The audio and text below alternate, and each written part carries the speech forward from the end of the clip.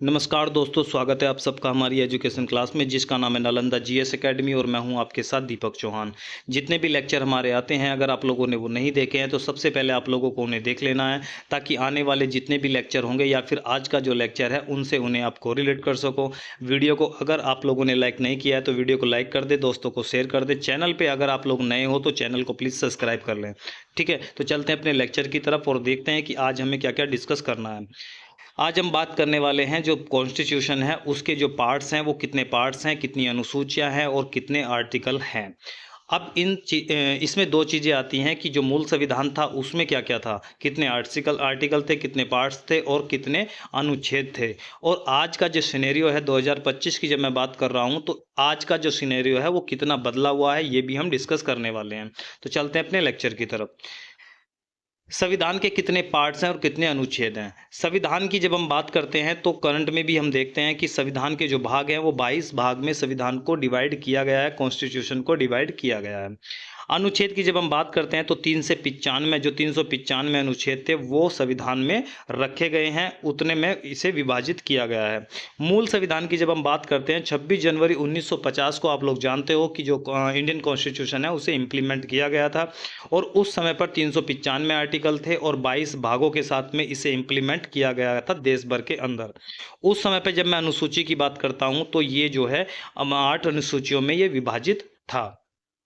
आज का सिनेरियो जब मैं 2025 की बात कर रहा हूं तो 106 कॉन्स्टिट्यूशन अमेंडमेंट के बाद में जो संविधान के आर्टिकल हैं वो 470 हैं। ठीक है, 470 हैं। जो मूल हैं वो 395 ही हैं, लेकिन इनके जो क्लोज हैं वो आगे फर्दर ऐड किए गए हैं, तो उन्हें मिलाने के बाद में जो हमारा आंकड़ा बनता है वो 470 जो आर्टिकल है उनका बनता है। और 4 अनुसूची भी जोड़ी गई हैं और 4 अनुसूची को जोड़ने के बाद में हमारी जो अनुसूची टोटल बनती है वो 12 बनती है। तो हम कुल मिला के आज ये बोल सकते हैं कि हमारा जो अनुच्छेद है वो 470 हैं।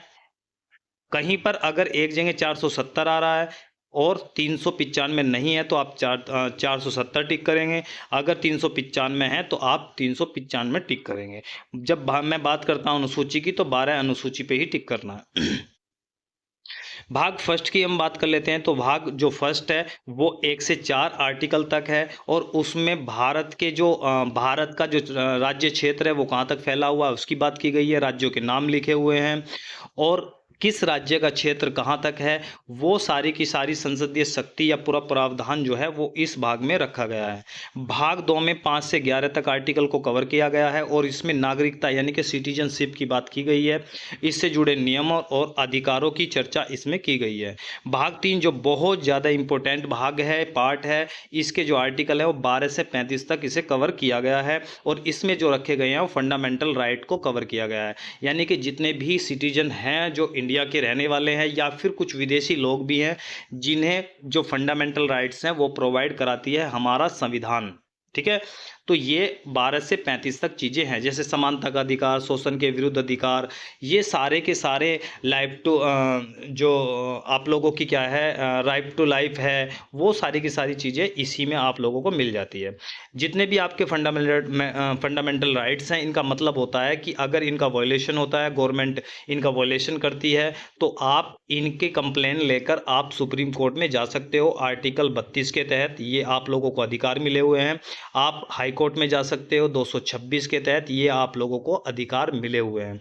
अगर आप लोगों से पूछा जाता है कि जो कॉन्स्टिट्यूशन है उसकी जो आपके फंडामेंटल्स हैं, राइट हैं, उनकी जो सुरक्षा करता है, प्रोटेक्ट उन्हें करता है, तो कौन करता है? सुप्रीम कोर्ट और हाई कोर्ट दोनों ही उन्हें प्रोटेक्ट करने का काम करते हैं।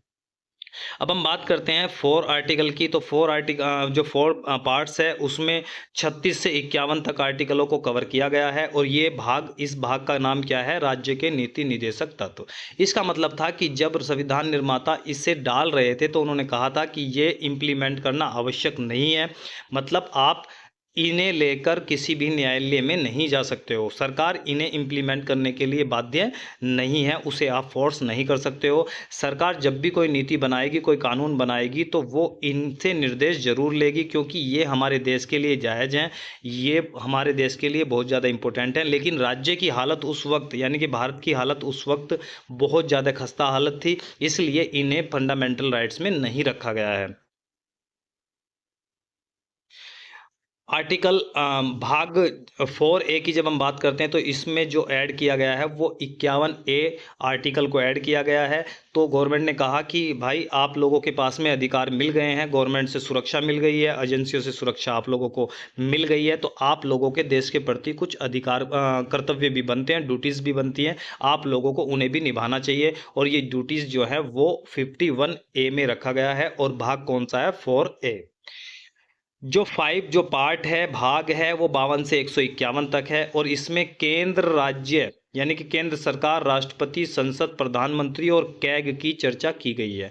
कैग क्या होता है? कैग सीधा सा है CAG, CAG, controller auditor general of India. ठीक है, भारत के जो महालेखा परीक्षक होते हैं उस इसमें उसी का जो एक तरीके से व्याख्या है वो की गई है भाग 5 में। आप लोगों से पूछा जा सकता है। अब कैग होते कौन है?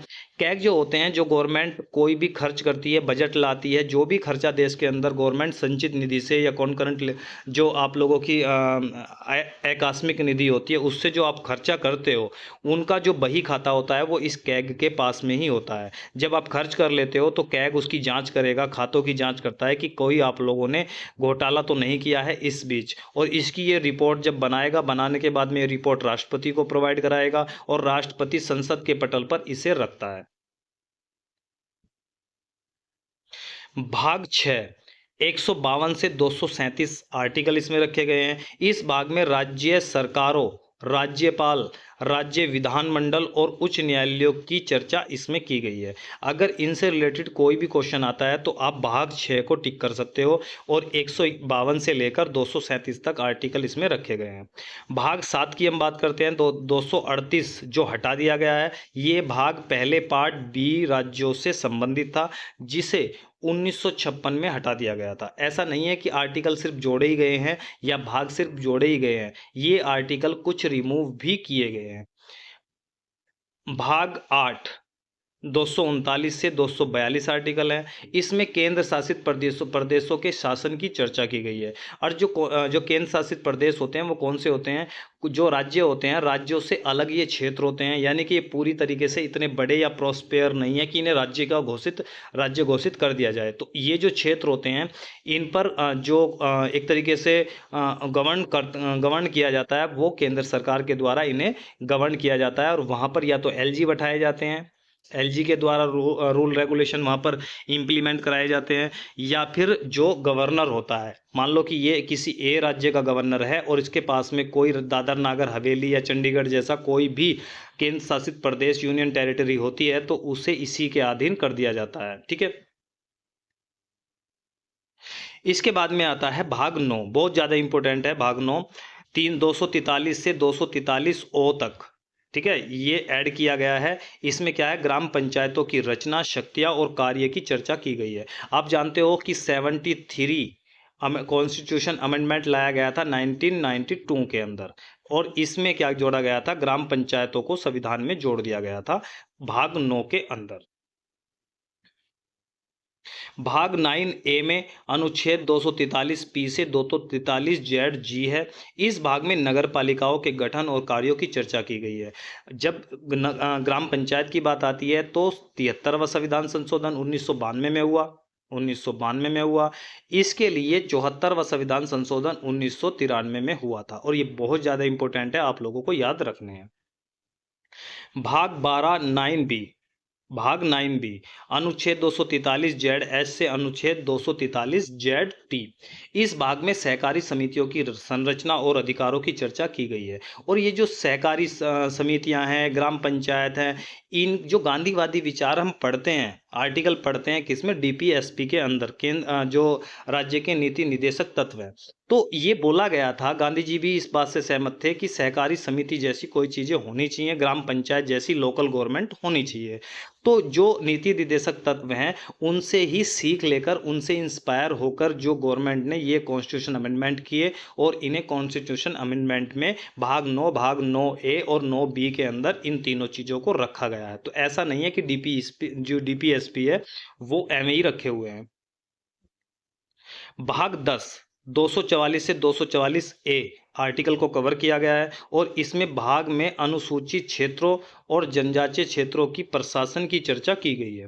भाग 11, इसमें 245 से 263 रखे गए हैं आर्टिकल। इस भाग में केंद्र और राज्यों के बीच विधायी और प्रशासनिक संबंधों की चर्चा की गई है। अब एक चीज आप लोगों को मैं समझाना चाहता हूं यहीं पर, ये आप किसी भी डिस्ट्रिक्ट में जाओ, आप किसी भी डिस्ट्रिक्ट में जाते हो तो डिस्ट्रिक्ट का जो कप्तान होता है पुलिस महकमे का, वो कौन होता है? एसएसपी होता है, एसपी होता है, एसएसपी होता है, और ये एक आईपीएस ऑफिसर होता है, एक आईपीएस ऑफिसर होता है।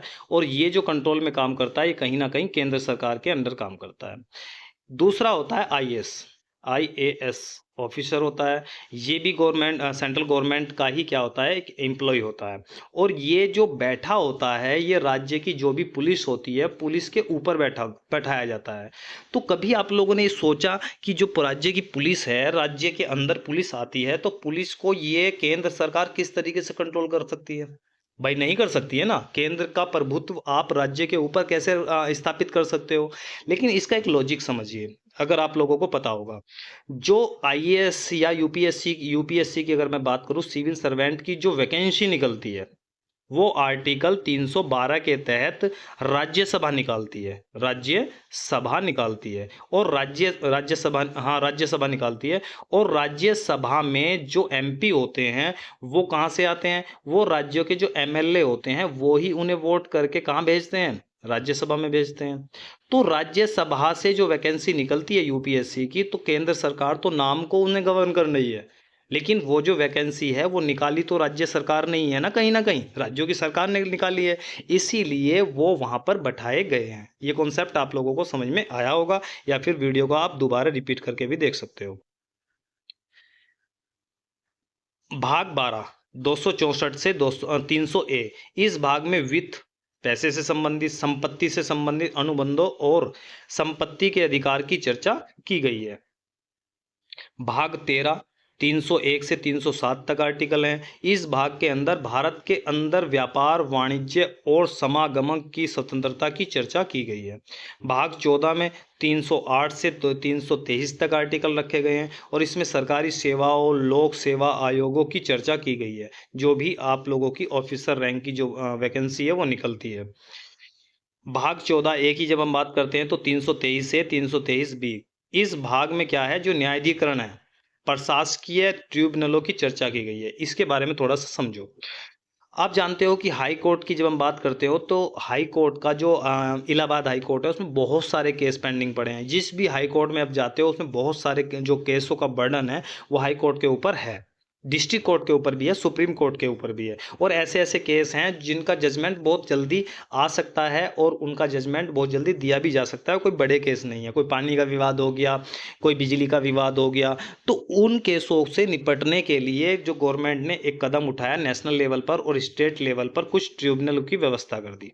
ठीक है। अब ये जो ट्रिब्यूनल हैं वो ये जो बर्डन कोर्ट के ऊपर जा रहा था, अब ये क्या करते हैं, उन बर्डनों को कम करने का काम ये करते हैं। ठीक है। जैसे आप लोगों ने देखी होगी लोक अदालत होती है, तो लोक अदालत में क्या है, बैठ के भाईचारे से मामला निपटा दिया जाता है कि भाई ठीक है, आपका इतना बिल है, ठीक है, आप नहीं पे कर पा रहे हो तो ठीक है, एक काम करते हैं, सामने इन्हें बैठा लेते हैं पार्टी को, कितना पे कर सकते हो, इतना कर सकते हैं जी, ठीक है, तो इतना ले लो, बात सहमत हो गई, कोर्ट तक मत जाओ, कोर्ट का जो समय है वो बर्बाद मत करो। फैमिली कोर्ट बने हुए हैं, फैमिली के कोई डिस्प्यूट है वो यहाँ पर सॉल्व किए जाते हैं, तो यहाँ पर ये बना दिए गए।